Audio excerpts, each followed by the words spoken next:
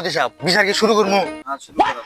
সম্মানিত মজলিসগণ, আজকে এখানে বিচার বইছি। আপনারা জানেন যে একজন নারীরে ধর্ষণ করা হচ্ছে, ঘাস খেতে পায়লা। এই তোমার কিছু বলার আছে? আমি ঘাস খেতে গেছি, তো ছাড়া আমার ঘাস খেতে পায়া কি না কি করছে ওখানে মুখে কইবার পারবো না। মুখে কোয়া লাগবে না করছে, সবই খুলে কোয়া লাগবো। না খুলে করলে বেটা বুঝবো কেউ করে? বিচার বিচার করে রয়েছে, চেক করে রয়েছে আমরা। হ্যাঁ, সবকিছু খুলে পাও।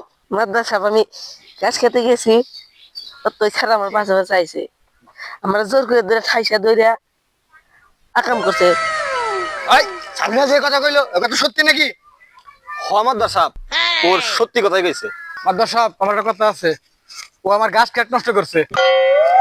তোর কিসের কথা? তোর গাছ খেতে নষ্ট হয়েছে, ইমিনে ছেড়ে ধান বেড়ে গেছে, ও গাছ খেতে গাছ খেতে বস থাক, বেশি কথা কর। চেয়ারম্যান সাহেব, বিচারের সবকিছু তো শুনলেন, তাহলে ওকে কি রায় দেওয়া যায়? সভাপতি সাহেব, তাহলে কি করা যায়? একটা বুদ্ধি পরামর্শ করে রায় যেটা ভালো হয় আমরা সেদিকে আগাবো।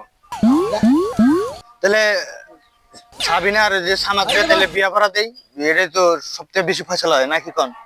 তাহলে মাদ্দার সাহেব, সব বিচারিত করলেন, তাহলে আমার গাছ খেটের ব্যাপারটা তোমার গাছ খেটের ব্যাপারটা পরে দেখতেছি।